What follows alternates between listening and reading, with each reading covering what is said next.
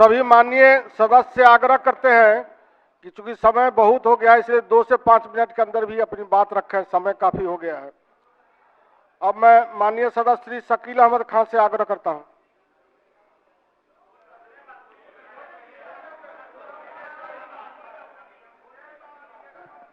क्यों मेरी बातें, अध्यक्ष महोदय, मेरी बातें आपको बुरी लगती हैं क्या? देखिए, मैंने अपने पहले भाषण में ही ये बात कही थी और ये बात कही थी कि कभी कभी इतिहास का कोई ऐसा दृश्य आता है जहां जीत में भी हार दिखती है।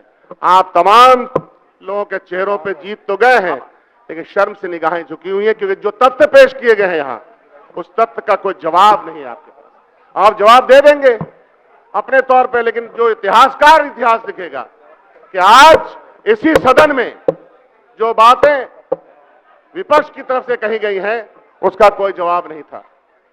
मैं थोड़ा सा, चूंकि मैं कई चीजों का प्रत्यक्ष गवाह रहा हूं और जिन बड़ों के साथ मैंने इज्जत की है, मैं उनकी इज्जत करता रहूंगा, उसमें कोई कमी नहीं होगी। लेकिन देश, राष्ट्र, गवर्नेंस तो सिद्धांत से चलता है, और अगर उसमें सिद्धांत नहीं है, उसमें अपनी बातों पे मजबूती से खड़े रहने का सिद्धांत नहीं है, तो आपकी इज्जत तारीख में नहीं होती। भारतीय जनता पार्टी के मेरे मित्रों, आप जानते हैं, मैं उस इतिहास में जाना नहीं चाहता कि आपका इतिहास क्या है, और उस पर यहां कई बार चर्चा हो गई। आप जिन पर इल्जाम लगाते हैं, अभी हमारे उप मुख्यमंत्री जो पहले स्पीकर थे, उन्होंने कहा, तो वो अभी किसके खिलाफ बोल रहे थे कि मंत्रिमंडल में नहीं दिया? उन्हीं के खिलाफ बोल रहे थे जो उस सरकार में शामिल थे। तो सरकार के मुखिया कौन थे? तो आप, इसका मतलब है कि कंट्राडिक्शन से भरी हुई है सरकार, विरोधाभास से भरी हुई है सरकार, आपस में इतना सिर फटौल मचाएगी कि हम आने वाले दिनों में देखेंगे। और इसीलिए कहता हूं, सचेत करता हूं आप सब लोगों को। तो बिहार विधानसभा से ये सीधी तस्वीरें आप देख रहे हैं, जहां विश्वास प्रस्ताव जो सरकार की तरफ से लाया गया है, उसी को लेकर अभी चर्चा चल रही है।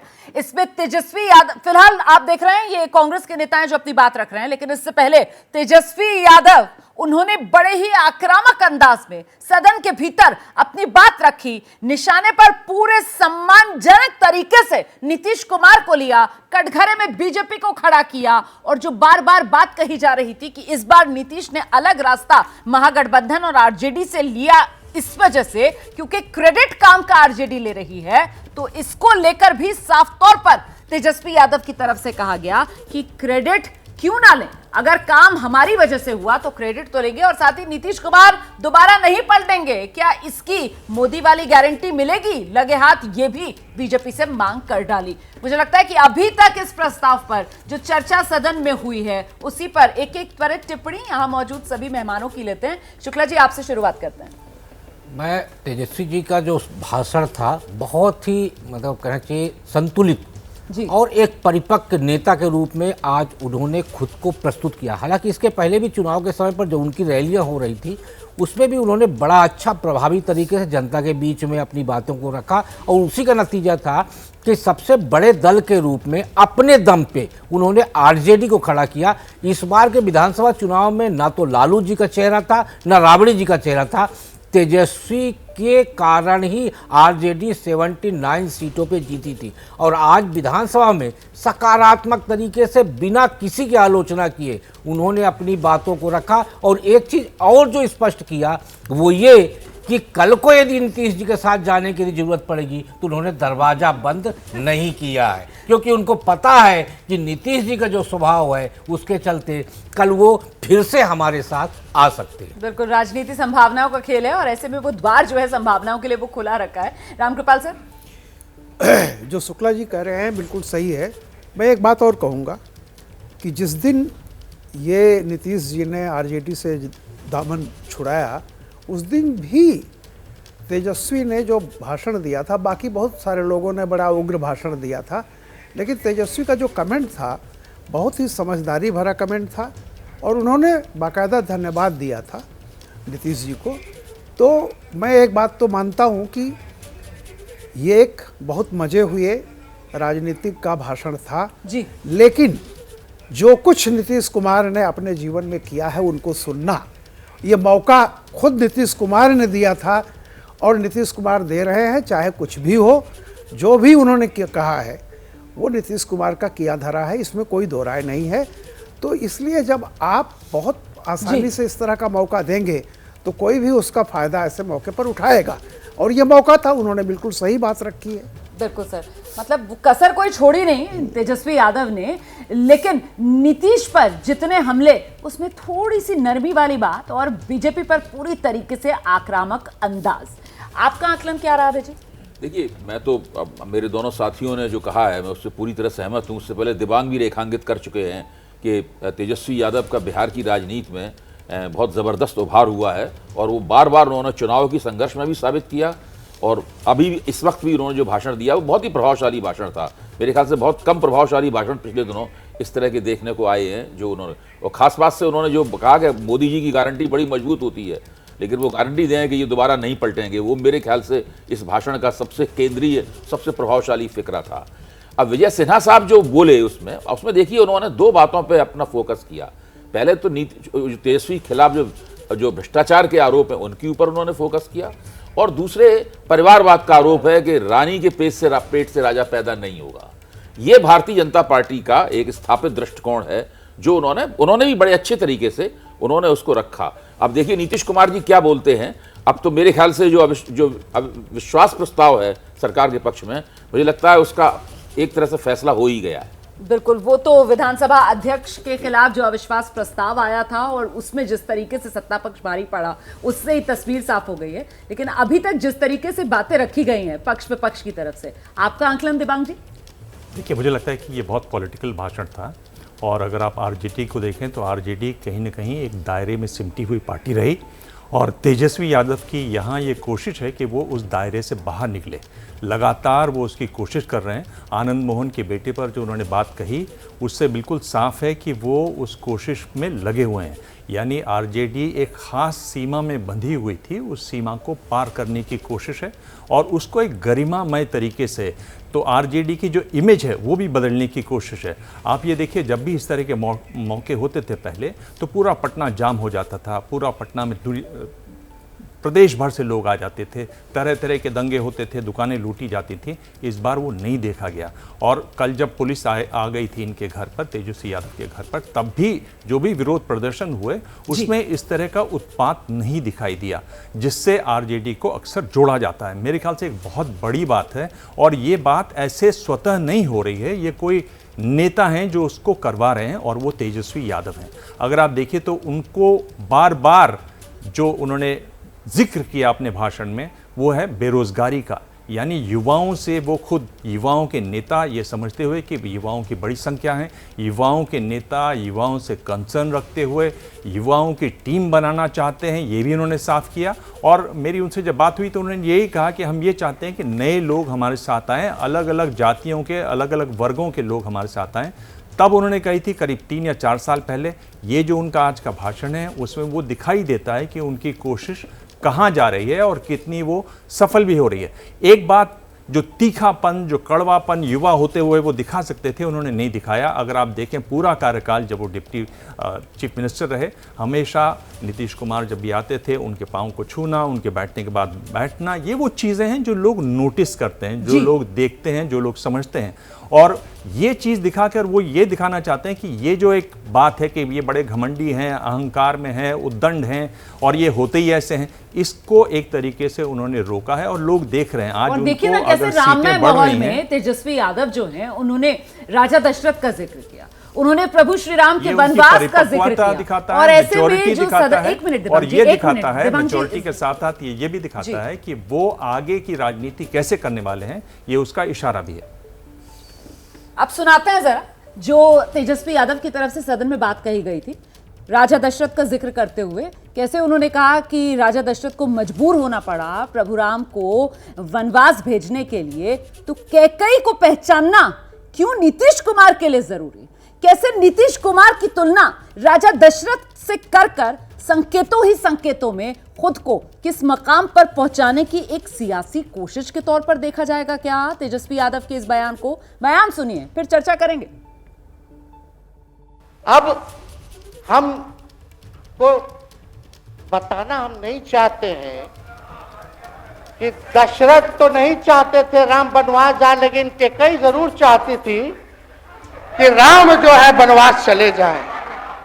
मुख्यमंत्री जी, आप हमको बेटा कहे हैं, हम चाहते हैं कि आप लंबी उम्र रहिए और जो सिलसिला आपने चलाया था उसको जरूर आगे चलाइए, उसमें हमारा समर्थन रहेगा। रोजगार बांटिए, नौकरी बांटिए, जो गांधी मैदान से आपने ऐलान किया था, लेकिन कैकेयी को भी पहचानिए, कौन कौन कैकेयी बैठा हुआ है आपके पास। माननीय मुख्यमंत्री जी, आपसे इन्होंने इतना बखान किया। मुख्यमंत्री जी, अरे आप पर दया किए, जंगल राज लाने वाले को जनता राज कह करके सुधरने का मौका दिए, लेकिन नेचर और सिग्नेचर नहीं बदलता। जिसकी लूट की मानसिकता हो, जो परिवारवाद वंशवाद को पोषित करता हो, मैंने बार बार नेता प्रतिपक्ष के नाते आवाज उठाता था, माननीय मुख्यमंत्री जी से मिलकर बताता था, सड़क पर भी सदन में भी, कि ये लोग त्राहिमाम मचा दिया है।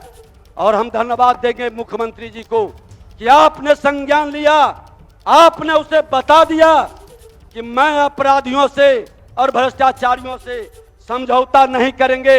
आज ऐसे लोग जब सत्ता से बाहर गए हैं तो उनकी बेचैनी झलक रही है।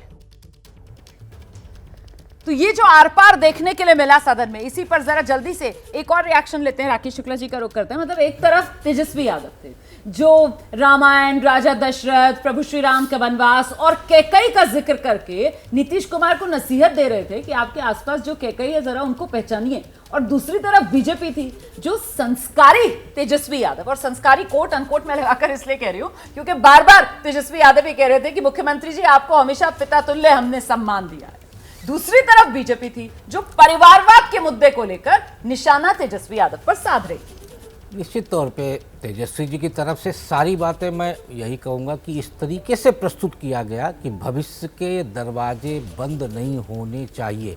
रही बात कैकेयी और दशरथ की, तो मुझे लगता है यहाँ पे मुझे ये कहने में कतई संकोच नहीं जाता कि वो जिस तरीके से अपनी प्रस्तुतिकरण दिए हैं राजनीतिक, जैसे अभी अभय जी ने, दिवाग जी ने, रामकृपाल जी ने कहा, इन सारी बातों से देश के एक सबसे बड़े नेता को समझने की ज़रूरत है और सीखने की ज़रूरत है कि देश में राजनीति करना है तो हमारी वाक्पटुता क्या होनी चाहिए, और देश की जनता पे प्रभाव डालना है तो उसके लिए हमें किन शब्दों का कहाँ पे कहाँ कितना बोलना है और क्या बोलना है, ये कम से कम महागठबंधन के इस क्षेत्रीय दल के नेता से सीखने की जरूरत है। तब वो देश में जो निकले हुए हैं जोड़ने के लिए, वो कहीं ना कहीं फलीभूत हो पाएगा। नजीर पेश कर दी मतलब आज के अपने इस भाषण से तेजस्वी यादव ने। रामकृपाल सर, देखिए, आज का तेजस्वी जी का भाषण जो था, जैसा कि आपने अभी कहा है, वो आज नीतीश कुमार को नहीं सुना रहे थे।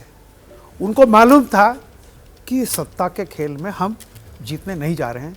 आज का उनका भाषण बिहार के तमाम उन वोटर्स को था, उनकी अपनी नौजवान पीढ़ी के लिए था। एक एक चीज़ बहुत ही प्रैक्टिकल। दूसरी बात, मुझे ये तेजस्वी ने राजनीति का जो मूल मंत्र है उसको सिर्फ जान ही नहीं लिया, उसको अपना भी लिया है कि कोई किसी का न दुश्मन है न दोस्त है। कब क्या होगा, जो कह रहे थे कि बाप नहीं चाहता था कि राम, वो दशरथ नहीं चाहते थे कि राम वनवास जाएं। मतलब एक सॉफ्ट कॉर्नर आप देखिए उधर, कैकेयी को पहचान लीजिए। लेकिन जिस तरह से राजनीति आज हो रही है, आप अभी जा रहे हैं, कल पता चला कौन किसके साथ जाके मिल गया, कौन कहाँ जा रहा है, तो उन्होंने ये गुण सीख लिया है। और मैं ये भी कह रहा हूँ, जैसे इनके पिताजी वो मतलब उनके भाषण के पुट थे, हंसाते थे, और वो भी ज़मीन से जुड़े हुए बहुत थे। लेकिन इनमें जो है, ज़मीन से जुड़े हुए तो हैं, लेकिन आज की राजनीतिक दांव पेच को समझ रहे हैं और भविष्य की राजनीति देख रहे हैं। इसलिए इतना क्रोध भी मत करो कि कोई ऐसा बिगाड़ हो जाए, तो वो बिल्कुल प्रैक्टिकल, जैसा कि राकेश जी ने कहा कि वो कोई भी दरवाज़ा किसी के लिए बंद नहीं करना चाहते। वो अपनी एक व्यथा वोटर को सुना रहे हैं और एक विक्टिम कार्ड, जैसा मैं कह रहा हूँ, आज की तारीख में वो आज का दिन भुनाना चाहते हैं कि देखो कैसे कैसे हमारे साथ क्या हुआ और क्या चीज़ हुआ। तो मैं इस भाषण को मानूंगा कि ये सदन के लिए नहीं, ये बिहार की पूरी जनता और देश के तमाम राजनीतिज्ञों के लिए भाषण है। तो अपना वोट बैंक मजबूत करने के लिए आप कह रहे हैं तेजस्वी यादव का ये भाषण। हम छोटे से ब्रेक के लिए यहां पर रुक रहे हैं। देखिए, विधानसभा अध्यक्ष को लेकर जो टेस्ट था उसका नतीजा सामने आ गया है, और इससे क्या यहां पर अब नीतीश का फ्लोर टेस्ट वाला रिजल्ट जो है वो बिल्कुल साफ नजर आ रहा है। नीतीश की डगर आगे आसान हो गई है क्या? इन तमाम सवालों को लेकर भी चर्चा आगे बढ़ाएंगे। वहां बिहार विधानसभा में जो विश्वास मत है उसी को लेकर चर्चा जारी है। बड़ी कवरेज पर हम लगातार बने हुए, तो बिहार का हर पॉलिटिकल अपडेट एबीपी न्यूज पर लगातार हम आप तक पहुंचा रहे हैं। इस बीच सियासी हलचल महाराष्ट्र में भी तेज है। बड़ी खबर यह मिल रही है कि कांग्रेस के नेता अशोक चौहान, जिनको लेकर सूत्रों ने जानकारी दी कि उन्होंने अपना इस्तीफा सौंप दिया है विधानसभा अध्यक्ष को और वो बीजेपी ज्वाइन करने जा रहे हैं। अब खबर यह है कि अशोक चौहान ने कांग्रेस से इस्तीफा दे दिया है, यह बड़ी खबर है। और 10 से 12 कांग्रेस विधायक अशोक चौहान के साथ कांग्रेस छोड़कर बीजेपी में शामिल हो सकते हैं। इस वक्त की बड़ी खबर सीधे आपको लेकर चलते हैं। हमारे साथ हमारे सहयोगी कृष्णा ठाकुर मौजूद हैं। जरा जानते हैं कृष्णा ठाकुर से क्या जानकारी मिल रही है। मतलब अशोक चौहान अकेले नहीं जाएंगे, कांग्रेस को जोर का झटका जोर से लगाकर 10-12 कांग्रेस के विधायक साथ लेकर जाएंगे। जी बिल्कुल, खबर ऐसी है कि कांग्रेस अशोक चौहान जो है उन्होंने कांग्रेस से इस्तीफा दे दिया है। विधानसभा अध्यक्ष को उन्होंने अपना इस्तीफा सौंपा और अब खबर यह आ रही है कि न सिर्फ अशोक चौहान बल्कि जो कांग्रेस के 10 से 12 विधायक हैं वो भी अशोक चौहान के साथ पार्टी छोड़ सकते हैं। तो आने वाले दिनों में कांग्रेस पार्टी को एक बड़ा झटका महाराष्ट्र में लगते हुए दिखाई दे रहा है। जहां तक अशोक चौहान की बात करें तो अशोक चौहान के लिए अभी ये बात कही जा रही है कि बीजेपी उन्हें राज्यसभा का टिकट दे सकती है और राज्यसभा भेज सकती है। महाराष्ट्र में 27 फरवरी के दिन माफ कीजिएगा कि कुल 6 राज्यसभा सीटों के लिए चुनाव है। तो ऐसे में मानकर ये भी चला जा रहा है कि अशोक चौहान को बीजेपी अपने कोटे से राज्यसभा भेज सकती है। और इस बीच अशोक चौहान के पार्टी छोड़ने के बाद अब ये कहा जा रहा है कि उनके जो समर्थित 10 से 12 विधायक हैं वो भी आने वाले दिनों में कांग्रेस छोड़कर उनके साथ अशोक चौहान के साथ शामिल। बहुत शुक्रिया आपका कृष्णा ठाकुर।